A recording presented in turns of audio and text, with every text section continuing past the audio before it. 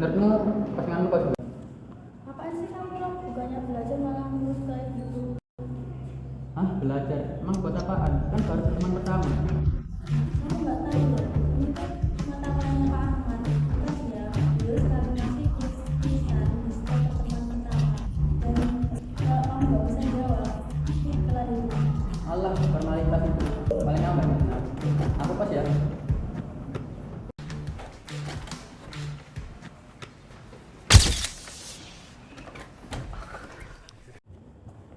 Selamat siang semuanya. Ya. Absen nomor 15. Bagaimana peranan perbankan dalam pembangunan ekonomi nasional? Menurut saya, peran utama perbankan di Indonesia adalah sebagai penghimpun dan penyalur dana masyarakat yang bertujuan untuk menunjang pelaksanaan pembangunan ekonomi nasional melalui penyaluran dana, sehingga stabilitas ekonomi nasional akan meningkat. Selanjutnya ya, absen nomor 28.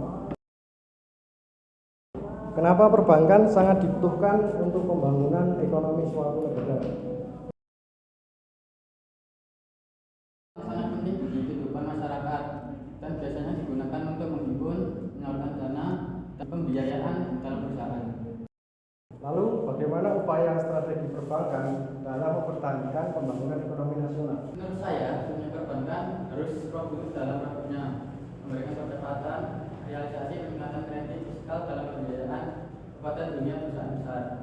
Oleh karena itu, perbankan dalam mempertahankan pembangunan ekonomi nasional sangat diperlukan.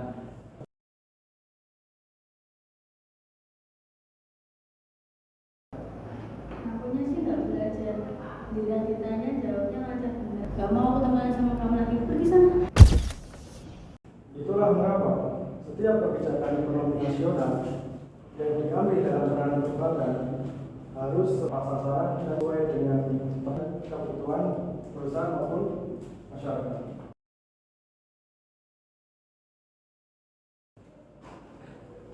Sampai di sini ada pertanyaan? Permisi Pak. Pak, menurut saya arah pembangunan ekonomi nasional sangat tidak tepat sasaran, di mana pengusaha tidak diberi akses pembiayaan perbankan dalam bentuk kredit, padahal UMKM merupakan salah satu penggerak perekonomian nasional. Akan tetapi, saya lihat dunia perbankan malah mempersulit pelaku usaha kecil atau UMKM. Kenapa kamu bertanya seperti itu? Karena saya cinta terhadap negeri ini dan saya merasa ketidakadilan. Ketidakadilan.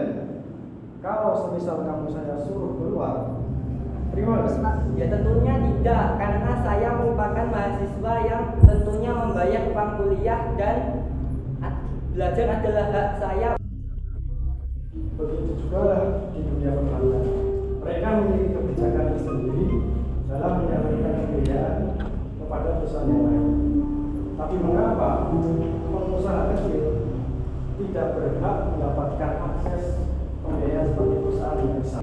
Ya tapi pada intinya adalah arah strategi pembangunan ekonomi dalam perbankan tidak tepat sasaran. Masalahnya yang terjadi adalah UMKM masih kesulitan mendapat modal pendanaan dari perbankan. Jadi menurut kamu, kalau dana pembiayaan itu kita alihkan kepada para pelaku UMKM dan berikan modal kepada mereka, maka masalah perbankan untuk mencapai pembangunan ekonomi nasional akan selesai. Itu yang mereka butuhkan, Pak. Oke, siapa yang setuju dengan pendapat beliau? Kamu kenapa tidak setuju? Mohon izin Pak, saya adalah salah satu pelaku usaha UMKM di daerah saya. Saya kaget karena di desa saya masih ada pelaku usaha UMKM yang berpotensi tetapi enggan dan bahkan kurang diberi edukasi mengenai pembiayaan perbankan di era modern seperti saat ini. Daerah-daerah yang bahkan bisa menjadi penopang perekonomian, maka penduduk di daerah seperti itu akan sangat sulit untuk mendapatkan bantuan di saat mereka sedang membutuhkan modal usaha. Nah, kalau saya pikir jika ini terus-menerus biarkan terjadi, maka seperti ini kurangnya modal usaha para pelaku UMKM yang bahkan bisa merusak potensi perekonomian nasional akan terus terjadi, Pak. Itulah yang menjadi pokok permasalahannya. Mau sebanyak apapun pembiayaan yang disalurkan perbankan kepada para pelaku usaha, belum tentu bisa meningkatkan perekonomian nasional maupun negara. Jika masih ada pelaku usaha yang tidak mendapatkan akses edukasi mengenai pembiayaan pada perbankan. Soal mindset, kita yang hidup di perkotaan terbiasa melihat para pengusaha besar yang dengan mudah mendapatkan pembiayaan oleh perbankan sebagai solusi atas kekurangan modal usaha. Jadi wajar dengan mindset seperti itu ada yang menganggap kelas usaha UMKM dinilai sulit berkembang lantaran kesulitan mendapatkan akses ke pembiayaan formal ketiga. Tapi itu keliru. Sektor UMKM harus mendapatkan perhatian serius oleh perbankan karena keberadaan mereka berkontribusi besar terhadap perekonomian nasional.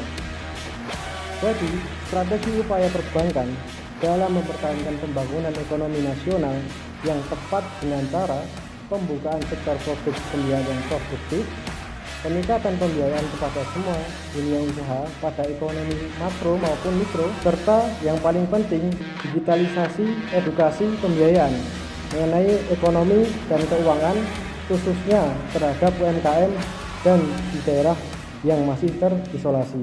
Saudara ada pertanyaan lain? Tidak Pak, saya mohon maaf. Saya minta maaf, ini negara demokrasi, bukan tirani. Justru itulah yang saya harapkan dari seorang mahasiswa, kritis dan idealis. Tetapi alangkah baiknya sikap kritis dan idealis itu dibekali dengan pengetahuan yang komprehensif.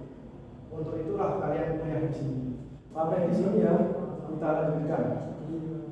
Yang pertama, teori distribusi.